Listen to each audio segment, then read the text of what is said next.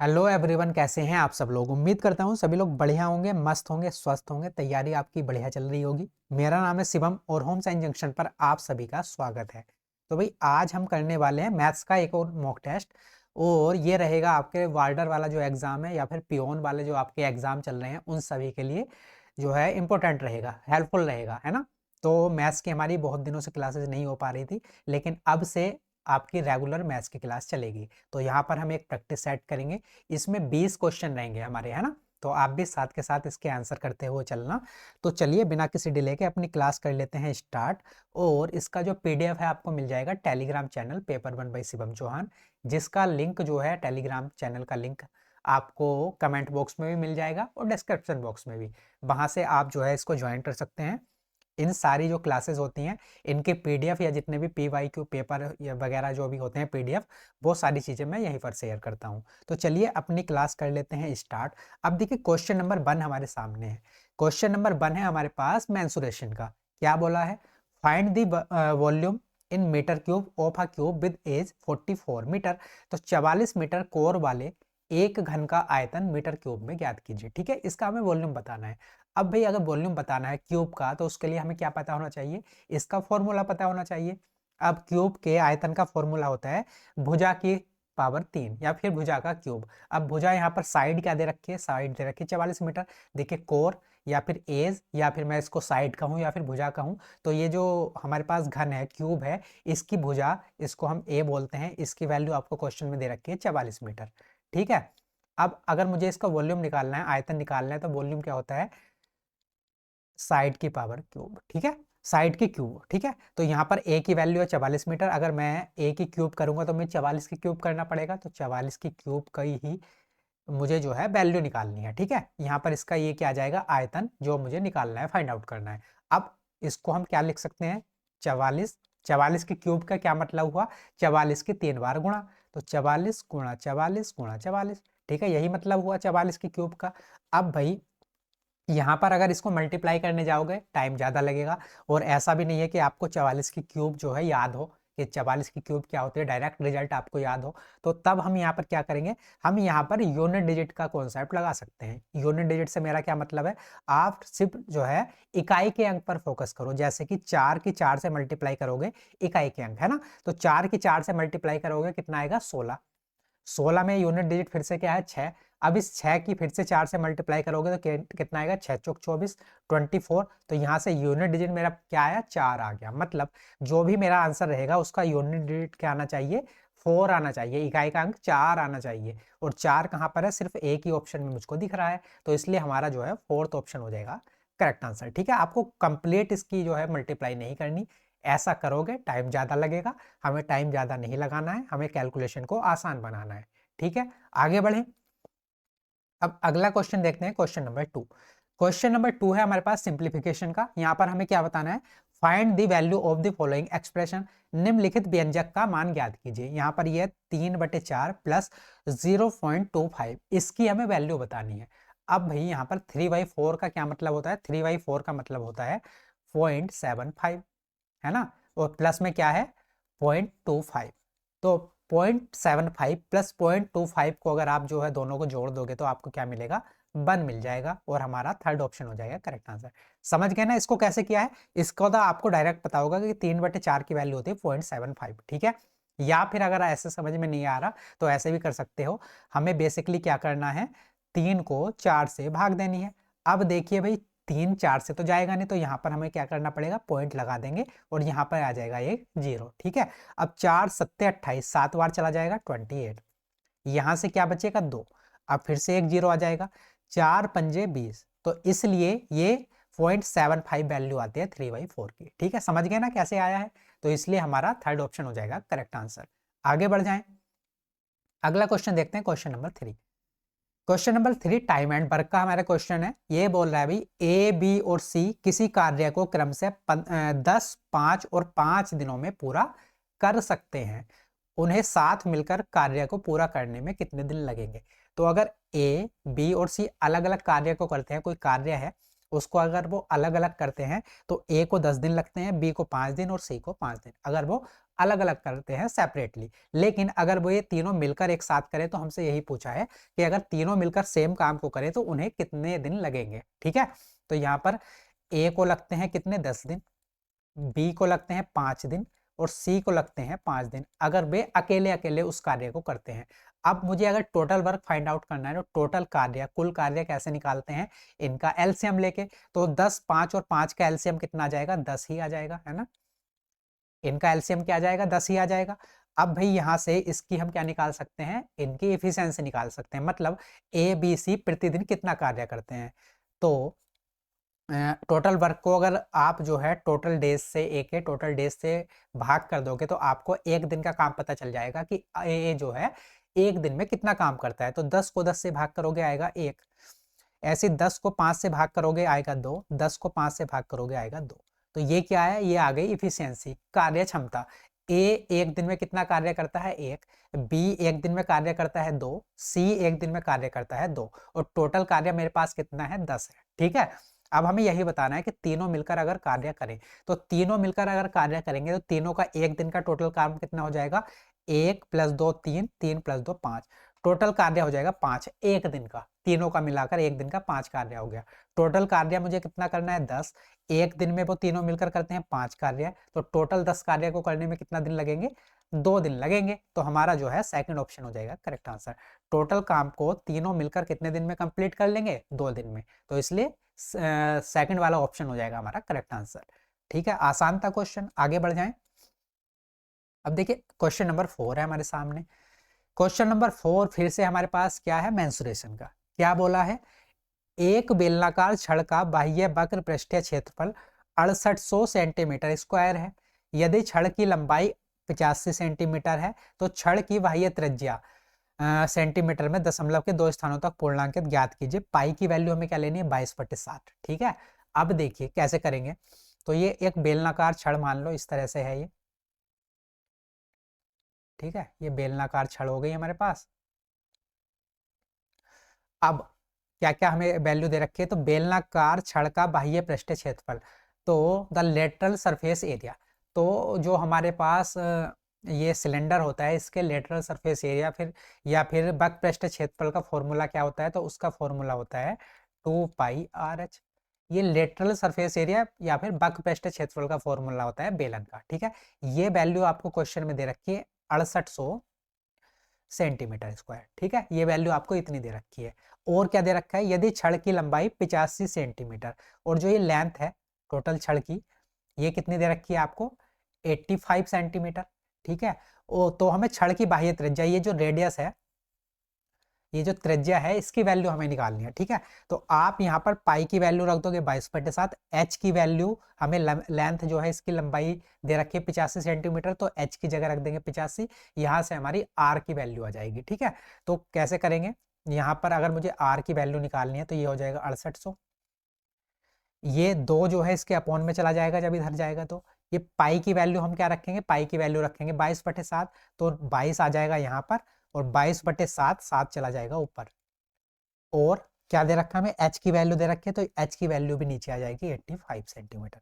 अब आप इसको सोल्व कर लोगे तो आपके पास क्या आ जाएगा, ये आ जाएगा आपके पास आर की वैल्यू। ठीक है, त्रिज्या की वैल्यू। अब इसको कैसे सोल्व करेंगे, तो इसको सोल्व करने के लिए देखिए यहाँ पर हमें आंसर बताना है दशमलव के 2 स्थान तक पूर्णांकित, राउंडेड टू 2 डेसिमल प्लेसेस, मतलब आप यहाँ पर यूनिट डिजिट नहीं लगाएंगे, आप यहाँ पर किसी की डिविजिबिलिटी चेक नहीं करेंगे, क्योंकि हमें जो आंसर दे रखा है वो अप्रोक्सीमेशन में दे रखा है। और जब भी ऐसे बोला जाए कि आपको 2 स्थानों तक पूर्णांकित या 1 स्थान तक पूर्णांकित आंसर बताना है, तब आपको वहां पर सोल्व भी करना पड़ेगा। आप यूनिट डिजिट, डिजिटल सम या फिर किसी की डिविजिबिलिटी चेक नहीं कर सकते, इस बात का आपको विशेष ध्यान रखना है। ठीक है, अब इसको कैसे सोल्व करेंगे भाई, 17 से 17 पंजे 85 और 17 चौका 68। ठीक है, और ये हो गया 400, तो ये 5 दूनी 10, तो 1 0 से 1 0 कैंसिल आउट। तो ऊपर अगर मैं बात करूं तो कितना बचा मेरे पास, 40 × 7, और नीचे मेरे पास क्या बच रहा है, 22 बच रहा है ना। तो 4 7 चौक 28 कितना हो जाएगा, 280, और नीचे है 22। तो बेसिकली मुझे 280 को 22 से भाग देनी है, तब मेरा आंसर आ जाएगा। तो 22 से आप क्या करो, 280 को डिवाइड कर दो। कितनी बार चला जाएगा भाई, एक ही बार जाएगा, यहाँ पर बचेगा 6, तो 2 बार चला जाएगा, 22 दूनी 44। यहाँ पर बचेगा 6, 16 बचेगा, यहाँ पर पॉइंट आ जाएगा, यहाँ पर एक जीरो आ जाएगा। तो 2 अट्ठे 16, 160, 7 बार जाएगा लगभग। तो 12.7 लगभग मेरा इतना जाएगा। उससे आगे भी हमें आंसर दे रखा है क्योंकि 2 स्थानों तक पूर्णांकित, लेकिन मेरा आंसर आ गया है। जब मैंने 12 तक इसको, मतलब मेरे पास 12 आया था तभी मेरे पास आंसर आ चुका था। क्योंकि अगर आप ऑप्शन को ध्यान से देखोगे तो देखिए 13.56, 12.73, 13.89 और 11.48। तो 12 कहाँ पर है, सिर्फ एक ही ऑप्शन में मुझको दिख रहा है। तो इससे आगे मुझे करने की भी जरूरत नहीं थी, लेकिन मैंने एक स्टेप और आगे आपको बता दिया 12.7, और आगे आप करोगे तो 3 भी आ जाएगा। ठीक है, तो आपको ऐसे नहीं करना। अगर मुझे जो है ऑप्शन मेरे एलिमिनेट हो रहे हैं तो आगे मुझे कैलकुलेशन करने का क्या ही मतलब बनता है। ठीक है, तो हमारा जो है सेकंड ऑप्शन हो जाएगा करेक्ट आंसर। तो जो ये आउटर रेडियस हमें बताने थे रेडियस, तो ये क्या आ गई 12.73, और ये सेंटीमीटर में थे तो सेंटीमीटर।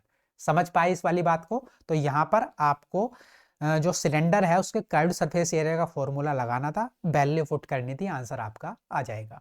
आगे बढ़ जाएं। तो मेंसुरेशन में जो ज्यादातर क्वेश्चन पूछे जाते हैं वो फॉर्मूला बेस्ड ही रहते हैं। अगर आपको फॉर्मूला याद है तो आप वैल्यू पुट करोगे, आंसर आपका आ जाएगा। ठीक है, तो फॉर्मूले याद करने पर विशेष ध्यान देना। अब आगे देखिए, और फॉर्मूले भी बहुत ज्यादा टिपिकल वाले नहीं, जो बेसिक बेसिक फॉर्मूले होते हैं सिर्फ उनको रिवाइज करके चले जाना। अब देखिए क्वेश्चन नंबर 5 है सिंप्लीफिकेशन का। क्या बोला, फाइंड द वैल्यू ऑफ। तो इसकी हमें जो है वैल्यू बतानी है, इसको बेसिकली सोल्व करना है। तो कैसे करेंगे भाई? सबसे पहले तो ये तो 71 ही हो जाएगा, है ना। 71 माइनस के 2 मल्टीप्लाई। अब देखिए ये वाला ब्रैकेट आ गया, एक तो यहाँ पर पूरा ब्रैकेट बंद है, उसके बाद इसके ब्रैकेट के अंदर ये वाला ब्रैकेट है, और उसके बाद ये वाला ब्रैकेट है। ठीक है, तो सबसे पहले इस वाले ब्रैकेट को सोल्व करेंगे, है ना। तो 6 में से मैं कलर चेंज कर लेता हूँ। 6 में से 5 माइनस करोगे तो यहाँ पर क्या बचेगा, 1। इसको सोल्व करके कितना आया, 1।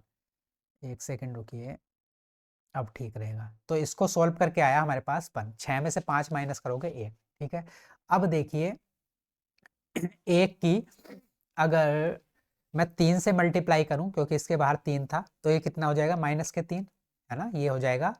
इसको हटा ही देते हैं, अभी सिर्फ ब्रैकेट की बात करते हैं जिससे चीजें क्लियर रहें। तो ये हो गया 12 माइनस। अब देखिए यहाँ से तो 6 में से 5 माइनस करा था, 1 बचा था, यहाँ पर है 3, तो 3 की 1 से गुणा करेंगे तो कितना आ जाएगा, माइनस के 3 ही आ जाएगा, और गुणा में कितना है, 4 है। ठीक है, अब देखिए 12 माइनस 3 की 4 से मल्टीप्लाई करोगे, क्योंकि हम बोर्डमास रूल फॉलो कर रहे हैं। सबसे पहले ब्रैकेट को सोल्व करेंगे, उसके बाद ऑफ को, उसके बाद डिवाइड को, उसके बाद मल्टीप्लाई, उसके बाद प्लस, और सबसे लास्ट में माइनस। ठीक है, तो देखिए 3 की 4 से मल्टीप्लाई करोगे तो यहाँ पर क्या हो जाएगा, 12 माइनस के 12। जब 12 में से 12 को आप माइनस करोगे तो कितना बनेगा, 0 बनेगा। मतलब आपने यहां से लेके यहां तक जब सोल्व किया तो इसकी वैल्यू मेरे पास क्या आ गई, 0 आ गई। ठीक है, मैं लिख भी देता हूं। इस पूरे को सोल्व करके मेरे पास वैल्यू कितनी आई है, इसको सोल्व करके आई है मेरे पास 0 वैल्यू। क्लियर है? अब भाई आगे अगर मैं इसको सोल्व करूं, तो बोर्ड मास रूल के अकॉर्डिंग हम चीज़ों को सोल्व कर रहे हैं, तो यहाँ पर तो देखिए रहेगा 71 ही, माइनस के 2 मल्टीप्लाई। अब देखिए ये वाला ब्रैकेट आ गया, ये आ गया 7 प्लस 4 मल्टीप्लाई। अब देखिए इस वाले जो ये वाला जो ब्रैकेट था, इसको इसी तरह से लिख लेता हूँ जिससे कोई कंफ्यूजन क्रिएट ना हो। तो ये वाला जो ब्रैकेट था, इसकी वैल्यू मेरे पास क्या आ गई, इसको सोल्व करके 0 आ गई, और बाहर डिवाइड में क्या है मेरे पास, 47। क्लियर है? ब्रैकेट कर दो बंद।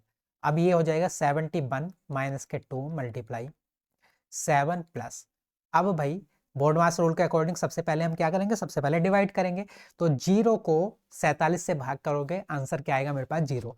किसी भी 0 को किसी भी संख्या से भाग कर दो, क्या आता है आंसर, 0 ही आता है। और किसी भी संख्या को अगर 0 से भाग कर दो तो आंसर आता है इन्फिनिटी, अनडिफाइंड। ठीक है, तो 0 को 47 से भाग करोगे, आंसर क्या आना है मेरे पास, 0। तो इस पूरे को सोल्व करके भी क्या आएगा, 0 ही आएगा। और 0 की जब आप 4 से मल्टीप्लाई करोगे, क्योंकि ये था बाहर 4, 4 गुणा में 0, तो 4 की 0 से गुणा करोगे, कितना आना है, 0 ही आना है। ब्रैकेट कर दो बंद। इस पूरे को सोल्व करके आ गया ये वाली बात। अब ये हो जाएगा 71 माइनस।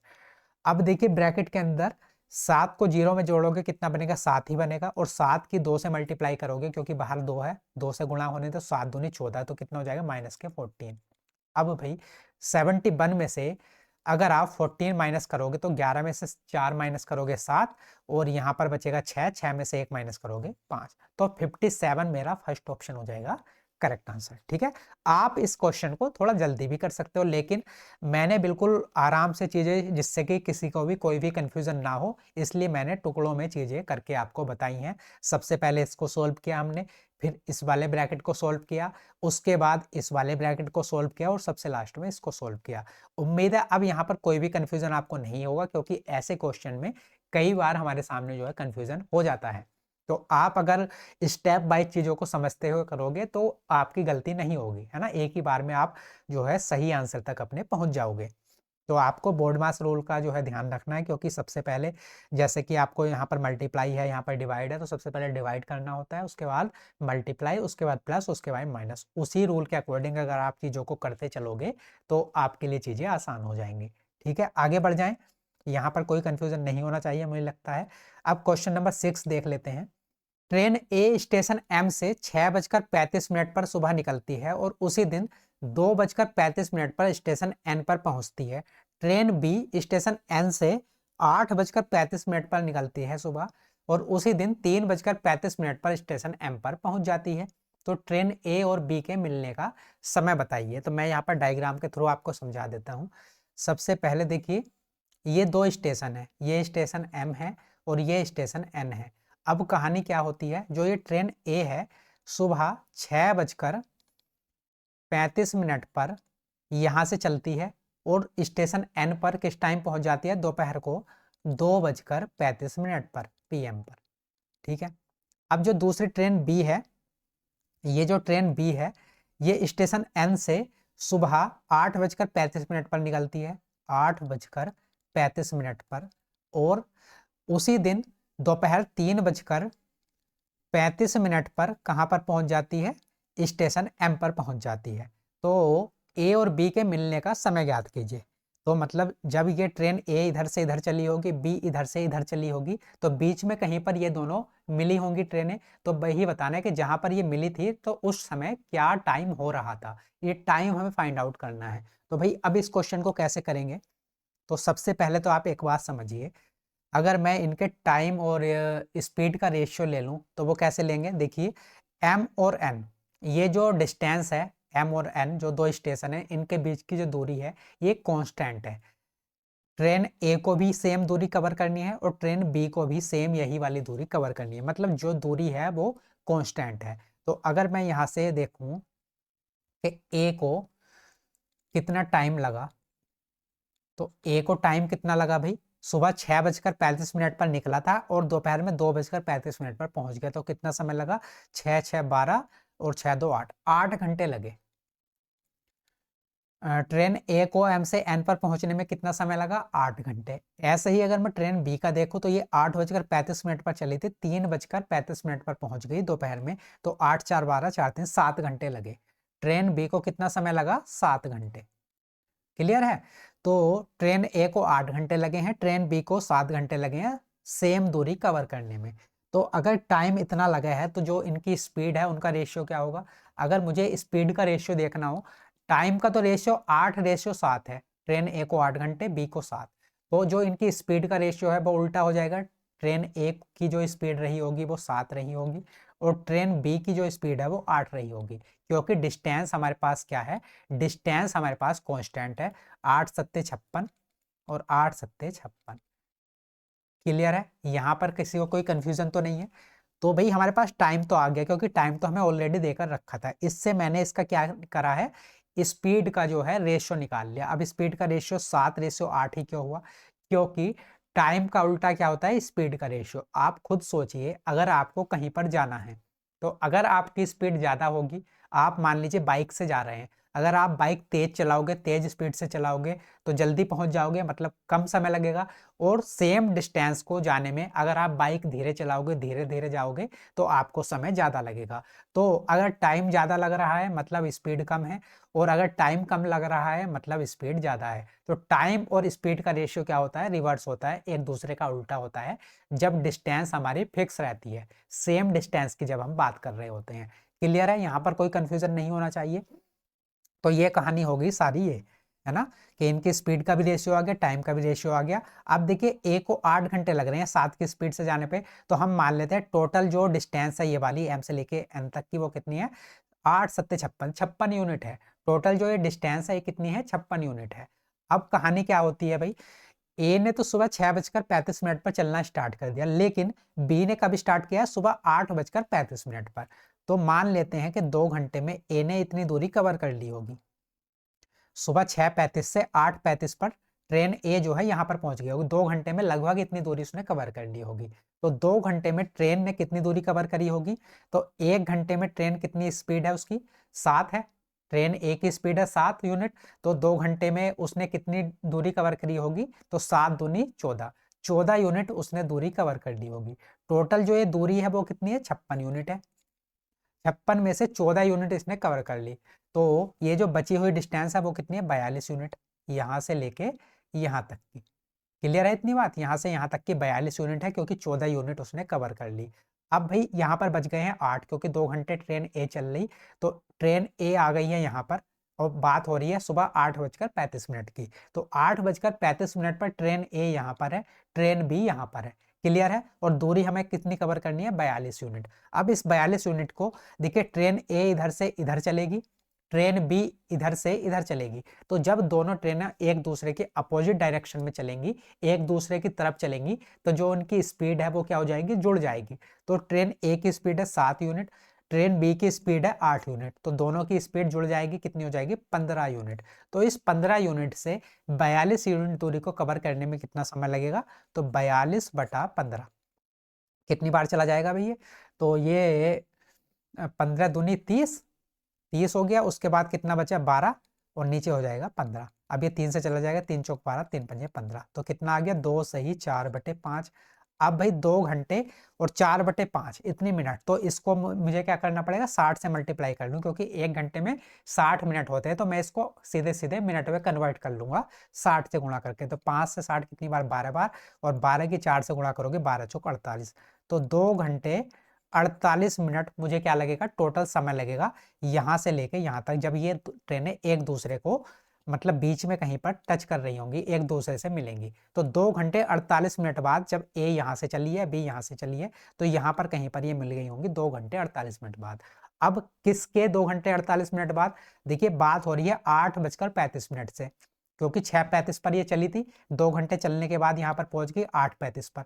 8:35 पर ट्रेन ए इधर से चली, 8:35 पर ट्रेन बी इधर से चली, और दोनों चलकर यहाँ पर मिल गई कितनी देर बाद, 2 घंटे 48 मिनट बाद। तो हमें ये 2 घंटे 48 मिनट किस में जोड़ने हैं, 8:35 में मुझे क्या जोड़ना है, 2 घंटे 48 मिनट जोड़ने हैं। तो मुझे पता चल जाएगा कि दोनों ट्रेनें किस समय में एक दूसरे से मिली थी। तो देखिए 8 5 13, 4 3 7 और 1 8, और ये 8 और 2 10, तो 10 बजकर, क्योंकि ये सुबह 8 बजे की बात थी, 8:35 की, तो 10 बजकर, अब देखिए ये हो गया 83। तो अब इसको हम 83 तो नहीं लिख सकते, क्यों नहीं लिख सकते, क्योंकि 1 घंटे में 60 ही मिनट होती हैं, तो 60 मिनट इधर से इधर कर दो, तो ये 10 बज रहे थे, तो अब कितने हो जाएंगे, 11 हो जाएंगे, और 60 इसमें से माइनस कर दिया, तो यहाँ पर कितने बचे हैं, 23 मिनट। तो ये सुबह 11:23 पर क्या होगा भाई, ये दोनों ट्रेनें एक दूसरे से मिल जाएंगी यहाँ पर कहीं पर। तो 11:23 पर, तो हमारा फर्स्ट ऑप्शन हो जाएगा करेक्ट आंसर। समझ पाए, यहाँ पर किसी को कोई कंफ्यूजन तो नहीं है, मैंने एक एक चीजें बिल्कुल आराम से आपको समझा दी है, क्योंकि 8:35 की सुबह बात हो रही थी, और 8:35 के बाद जब ट्रेन ए इधर से इधर चली है, बी इधर से इधर चली है, तो उसके 2 घंटे 48 मिनट बाद वे ट्रेनें एक दूसरे से मिली होंगी। तो सुबह 8:35 में हमने क्या करा है, 2 घंटे 48 मिनट को जोड़ दिया। तो 8:35 में जब आप 2 घंटे 48 मिनट जोड़ोगे, तो आपको क्या मिलेगा, सुबह 11:23 पर वे ट्रेनें एक दूसरे से मिल रही होंगी। क्लियर है, आगे बढ़ जाएं। अब देखिए अगला क्वेश्चन देखते हैं, क्वेश्चन नंबर 7। क्वेश्चन नंबर 7 है, एक पंसारी को क्रमशः 273 और 176 रुपए प्रति किलोग्राम वाले चावल की दो किस्मों को किस अनुपात में मिलाना चाहिए, जिससे चावल का मिश्रण 243 रुपए प्रति किलोग्राम का हो जाए। ठीक है, तो देखिए एक जो चावल की कीमत है वो है 273 रुपए किलोग्राम प्रति किलोग्राम, दूसरे चावल की कीमत है 176 रुपए प्रति किलोग्राम। अब हमें दोनों को मिलाकर किस किस्म का चावल बनाना है जिसकी कीमत है 43 रुपये प्रति किलोग्राम। तो यहाँ पर हम एलिगेशन लगा देंगे, तो देखिए ये ऐसे हो जाएगा। अब भाई 273 में से 243 माइनस करोगे तो यहाँ पर कितना आ जाएगा, यहाँ पर आ जाएगा 30। और जब 106 ये है भाई 243 में से 176 माइनस करोगे तो यहाँ पर क्या बच जाएगा, 67 बच जाएगा। तो हमें दोनों किस्म के चावल 273 रुपये प्रति किलोग्राम, 176 रुपये प्रति किलोग्राम के चावल को किस अनुपात में मिलाना पड़ेगा, 67:30 के अनुपात में, जिससे कि हमारे चावल की जो मिश्रण बनेगा उसकी कीमत क्या हो जाए, 243 रुपये प्रति किलोग्राम। तो हमारा जो है थर्ड ऑप्शन हो जाएगा करेक्ट आंसर। क्लियर है बात, आगे बढ़े। अब देखिए क्वेश्चन नंबर देखते हैं 8। क्वेश्चन नंबर 8 है हमारे सामने, 3 व्यक्तियों के बीच 551 रुपए की राशि को 3:19:7 के अनुपात में विभाजित किया जाता है। सबसे बड़े हिस्से और सबसे छोटे हिस्से के बीच का अंतर हमें बताना है। तो कैसे कर सकते हैं इस क्वेश्चन को, तो सबसे बड़ा हिस्सा हमारे पास 19 का है और सबसे छोटा हिस्सा हमारे पास 3 का है, तो इन दोनों के बीच का डिफरेंस बताना है। तो 19 और 3 का डिफरेंस कितना आ जाएगा मेरे पास, 16। तो जो भी मेरा आंसर रहा होगा उसमें क्या होना चाहिए, 16 का मल्टीपल छुपा हुआ होना चाहिए, क्योंकि इन दोनों का जो डिफरेंस है सबसे बड़े हिस्से का सबसे छोटे हिस्से का, इन दोनों का डिफरेंस है 16 यूनिट का। तो मतलब जो भी मेरा आंसर आएगा उसमें 16 का मल्टीपल जरूर होना चाहिए। अब 16 का मल्टीपल आप कैसे चेक करते हो, तो भाई यहाँ पर डिविजिबिलिटी काम आती है हमारी। अगर आपको 4 का मल्टीपल चेक करना है तो लास्ट की जो यूनिट डिजिट है, सिंगल डिजिट है, वो 4 से पूरी पूरी सॉरी, अगर आपको 4 से देखना है तो लास्ट की 2 डिजिट पूरी पूरी 4 से जो है डिवाइड होनी चाहिए, है ना। अगर आपको 2 से देखना होता है तो लास्ट की सिंगल डिजिट 2 से डिवाइड होनी चाहिए। अगर 4 से देखना होता है तो लास्ट की 2 डिजिट, 8 से देखना होता है तो लास्ट के 3 डिजिट, इस प्रकार से ये आगे चलता रहता है ना। तो आपको देखना है कि 16 का कौन सा मल्टीपल होगा, आप ऐसे चेक कर सकते हो, या फिर आप इसको पूरा भी सॉल्व कर सकते हो, मैं वो भी बताऊंगा आपको। तो सबसे पहले 16 का देख लो कौन सा हमारा ऑप्शन 16 से पूरा पूरा डिवाइड हो रहा है। तो देखिए ये हो जाएगा 16, यहाँ पर कितना हो जाएगा भाई 5, 57 नहीं होगा, 16 4 20 4 24, ये हो गया 8 88 नहीं होगा, 16 4 20 4 8 82 नहीं होगा। यहाँ पर 16 करोगे तो ये हो जाएगा एक बार, यहाँ से बचेगा 14, 16 नंबर 144, है ना, 16 नंबर 144। तो ये हमारा जो है फोर्थ ऑप्शन हो जाएगा करेक्ट आंसर। क्लियर है, यहाँ पर कोई कंफ्यूजन। तो ये तो मैंने आपको बता दिया कि आपको ये डायरेक्ट कैसे करना है। अगर आपको यहाँ पर बड़ी वैल्यू भी दे रखी थी तो इसको आपको कैसे सॉल्व करना है, ये तो मैंने बता दिया इस तरह से। अगर मैं बिल्कुल बेसिक से आपको चीज़ें बताऊं तो कैसे करेंगे भाई बेसिक से इस क्वेश्चन को, तो आपको क्या क्या दे रखा है, 3 व्यक्तियों के बीच 551 रुपए की राशि को 3:19:7 के अनुपात में विभाजित करना है, ठीक है। सबसे बड़े हिस्से और सबसे छोटे हिस्से के बीच का अंतर बताना है। तो बेसिकली आपको देखिए 3:19:7 में डिवाइड करना है कितनी राशि को, 551 रुपए को, ठीक है। तो टोटल अगर मैं देखूं तो टोटल ये हिस्सा है कितना, अगर आप इसको x मान लो, 3x 19x 7x, ठीक है, इन हिस्सों को इतना मान लेते हैं। तो ये टोटल कितने हो गए भाई, तो ये 3 7 10 10 10 20 और 9 29, तो 29x की वैल्यू आपको क्वेश्चन में दे रखी है 551 रुपए। यहाँ से आप x की वैल्यू कैसे निकालोगे, 551/29, और आपको क्या निकालना है, सबसे बड़े हिस्से और सबसे छोटे हिस्से के बीच का अंतर निकालना है। तो सबसे बड़ा हिस्सा है मेरे पास 19x, सबसे छोटा हिस्सा है मेरे पास 3x, तो 19x और 3x का जो डिफरेंस आएगा वो क्या आएगा, 16x आ जाएगा। तो x की वैल्यू अगर इतनी है तो मुझे 16x की निकालनी है, तो 16 से मैं मल्टीप्लाई कर दूंगा और मेरा आंसर आ जाएगा।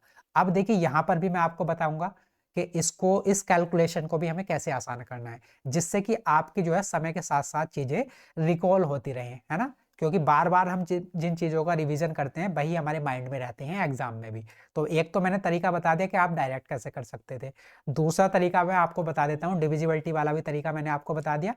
अब देखिए हम देख रहे हैं कि चारों ऑप्शन में मेरी यूनिट डिजिट इकाई अंक सभी में अलग अलग है। तो इस क्वेश्चन को हम यूनिट डिजिट से भी सोल्व कर सकते हैं। कैसे, अगर आप ऊपर मल्टीप्लाई करोगे 16 की 551 से, तो इकाई अंक मेरे पास क्या आएगा, तो 6 की 1 से मल्टीप्लाई करोगे कितना आएगा, ऊपर तो आ जाएगा 6 और नीचे कितना है 29। यहाँ कुछ भी आता रहे हमें मतलब नहीं है, हमें सिर्फ मतलब किससे है, यूनिट डिजिट से मतलब है। अब भाई ऊपर यूनिट डिजिट है 6, नीचे यूनिट डिजिट है 9, ठीक है। अब 9 की मैं किस संख्या से मल्टीप्लाई करूं, जो ये चार ऑप्शन दे रखे हैं, कि मेरा ऊपर जो है इकाई का अंक क्या बन जाए, 6 बन जाए। 9 की 7 से मल्टीप्लाई करोगे तो 9 सत्ते 63, क्या बनेगा 3। 9 की 8 से गुणा करोगे तो 9 अट्ठे 72, क्या बनेगा 2।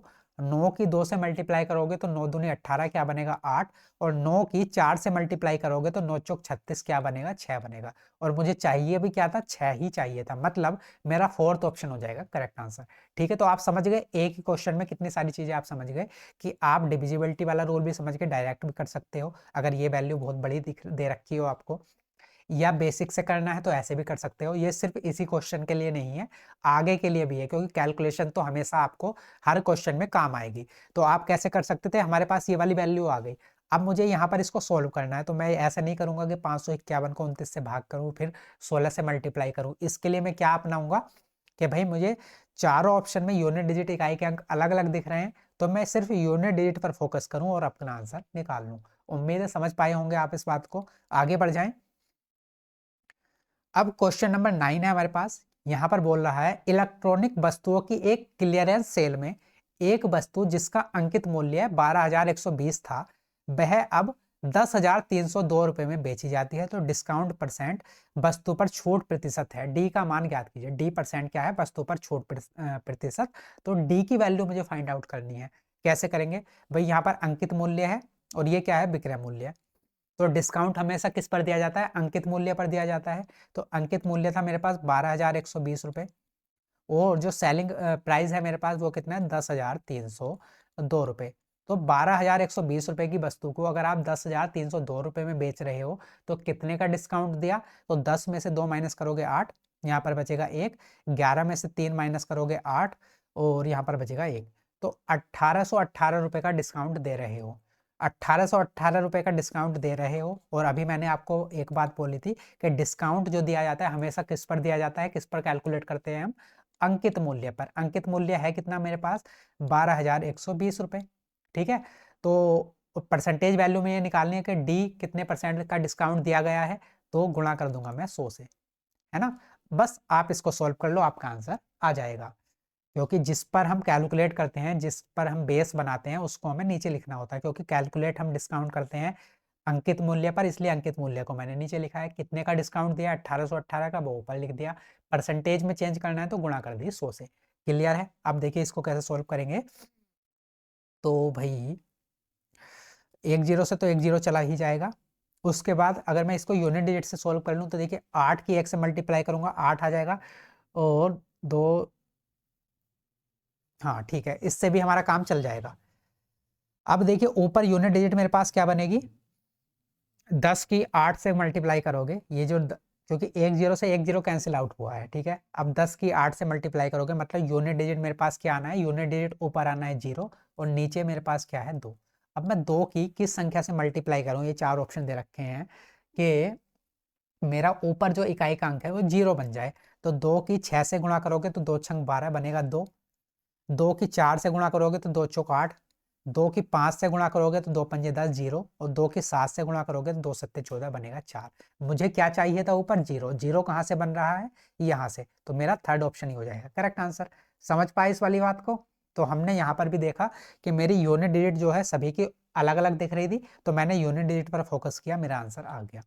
तो एक तरीका इसका ये हुआ करने का। दूसरा तरीका क्या हो सकता था, आप दूसरे तरीके से भी सोच सकते थे। कैसे, आप देखिए 1800, एक सेकेंड, क्या कर रहे हैं भैया, 1,818 रुपए का डिस्काउंट दे रहे हैं कितने पर, 12,120 पर। तो बेसिकली हमें यही तो पता करना था ना कि 1,818 रुपए 12,120 का कितने परसेंट है, यही हमें निकालना था। तो इसको कैसे निकाल सकते हैं, आप अगर 12,120 का 10% निकालने जाओगे तो वो कितना हो जाएगा, गुणा 10/100, 2 जीरो से 2 जीरो कैंसिल आउट, तो 1,212 आ जाएगा। 1,212 आ जाएगा। अगर मैं आपसे कहूं कि 12,120 का 10% निकालना है तो वो कितना आ जाएगा, 1,212। और अगर मैं आपसे कहूं कि इसका 5% निकालो, ये तो 10% की वैल्यू है, अगर मुझे इसका 5% निकालना हो तो इसका आधा हो जाएगा, क्योंकि 10% की वैल्यू जब ये है और इसका मुझे 5% चाहिए, तो इसकी वैल्यू 5% की हो जाएगी, इसकी आधी, तो वो कितनी हो जाएगी, ये हो जाएगी 606। तो कितना हो जाएगा, 6 2 8, 1 6 2 8, कितना आ गया 1,818। तो ये कितनी वैल्यू आई भाई, 10% तो ये था, 5% ये था, तो टोटल 15% की वैल्यू कितनी आ गई 1818, और 1818 का ही डिस्काउंट दिया गया था। मतलब जो ये 1818 है जो डिस्काउंट दिया गया था 12,120 पर, वो कितनी वैल्यू थी 15% की। मतलब जो डिस्काउंट दिया गया था वो कितने का दिया गया था 15% का। तो ऐसे भी आप कर सकते थे। तो आपको जो अप्रोच अच्छी लगे आप कर सकते हैं, लेकिन मैं सारी चीजें इसलिए बताता हूँ कि किसी में क्वेश्चन में कोई सी अप्रोच हमारी काम आती है, किसी दूसरे क्वेश्चन में अलग तरह की अप्रोच काम आती है। तो सारी चीजें अगर आपको पता रहेंगी, बार बार रिकॉल होती रहेंगी, तो आप बेहतर उसको एग्जाम में लगा पाएंगे। ठीक है, आगे बढ़ जाएं। अब देखिए अगला क्वेश्चन देखते हैं, क्वेश्चन नंबर 10। क्वेश्चन नंबर 10 है हमारे पास टाइम एंड वर्क का। टाइम एंड वर्क का ये क्वेश्चन है, क्या बोल रहा है, ए एक निश्चित कार्य को 6 दिनों में कर सकता है, बी उसी कार्य को 11 दिन में कर सकता है, और सी उसी कार्य को 24 दिन में कर सकता है। यदि वे सभी मिलकर कार्य करें तो उसी कार्य को पूरा करने में कितने दिन लग जाएंगे। तो ए करता है कितने दिन में, 6 दिन में, बी करता है 11 दिन में, और सी करता है 24 दिन में। क्लियर है, ये अलग अलग काम को करते हैं, काम सेम है, लेकिन ए को उसी काम को करने में लगते हैं 6 दिन, बी को लगते हैं 11 दिन, और सी को लगते हैं 24 दिन। अब यहां से आप क्या कर सकते हो, अगर आपको टोटल वर्क निकालना है, कुल कार्य निकालना है, तो आपको 6, 11 और 24 का क्या लेना पड़ेगा, एलसीएम। और 6, 11, 24 का एलसीएम क्या आ जाएगा, तो भाई 24 के अंदर ही 6 आ गया, तो इसके तो कोई मतलब बचा ही नहीं। तो 11 और 24 का बेसिकली मुझे एलसीएम लेना है, तो क्या आ जाएगा 11 × 24। इसको ऐसे ही रख दीजिए, है ना, अभी इसको मल्टीप्लाई मत करिए। तो 6, 11, 24 का एलसीएम क्या आ जाएगा, 11 × 24 आ जाएगा। क्लियर है इतनी बात। तो ये क्या आ गया, ये आ गया मेरे पास टोटल वर्क, कुल कार्य। अब मुझे अगर ए बी सी की इफिशियंसी, कार्य करने की क्षमता निकालनी है, तो कैसे निकलेगी, टोटल वर्क को अगर ए के कुल दिनों से भाग कर दो तो ए का 1 दिन का काम आ जाएगा। तो 11 × 24 को अगर आप 6 से भाग करोगे तो 6 से 24 कितनी बार चला जाएगा, 4 बार, और 4 के 11 से हम गुणा करेंगे, 11 चौक 44। तो ए की इफिशियंसी, कार्य करने की क्षमता आ गई 1 दिन में 44 यूनिट। ऐसे बी का निकालना है, तो 11 × 24 को 11 से भाग करोगे तो 11 से 11 कैंसिल आउट, यहाँ से बचेगा 24। ऐसे ही अगर आप सी का निकालना चाहते हो कार्य क्षमता, तो 11 × 24 को 6 से भाग, सॉरी 24 से भाग करोगे तो 24 से 24 कैंसिल आउट, यहाँ पर क्या बचेगा, 11 बचेगा। तो ये क्या आया मेरे पास, ये इनकी कार्य क्षमता या फिर इफिशियंसी आई।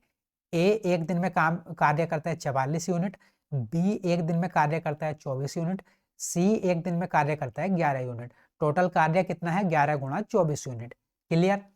अब हमें क्या बताना है, यदि वे सभी मिलकर कार्य करें तो उसी कार्य को पूरा करने में कितने दिन लग जाएंगे। अब भाई वे तीनों मिलकर कार्य को करते हैं, तो तीनों मिलकर कार्य करेंगे तो 1 दिन में कितना काम कर देंगे, तो 4, 4, 8 और 1, 9, 4, 2, 6 और 1, 7, 79 यूनिट काम कितने दिन में कर देंगे, सिर्फ एक ही दिन में कर देंगे। टोटल कार्य कितना करना है, 11 × 24 यूनिट। 1 दिन में कितना काम करते हैं, 79 यूनिट। तो कुल कार्य को इन तीनों के 1 दिन के कार्य से भाग कर देंगे तो हमें पता चल जाएगा कि टोटल कार्य को करने में कुल कितने दिन लगेंगे।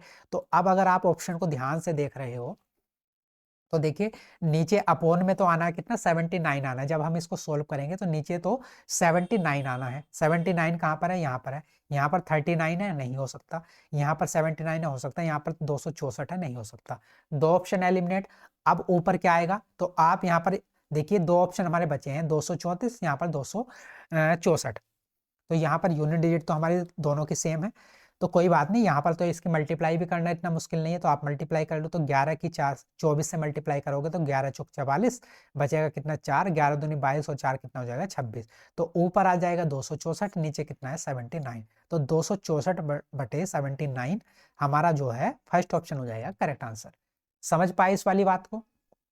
तो ये भाई हमारे 10 क्वेश्चन हो गए हैं। अभी हमारे इसके जो हैं 10 क्वेश्चन और बचे हैं, तो 10 क्वेश्चन हम कल कर लेंगे, है ना। हम 20-20 क्वेश्चन का ही सेट करेंगे, लेकिन फिलहाल अभी 10 क्वेश्चन रखते हैं। 10 क्वेश्चन और करके फिर हम 20-20 क्वेश्चन का ही सेट करेंगे, आप टेंशन मत लीजिए, है ना। तो 20-20 क्वेश्चन का ही सेट करेंगे, लेकिन आज के लिए सिर्फ इतना रखते हैं क्योंकि बहुत दिनों बाद क्लास हो रही है।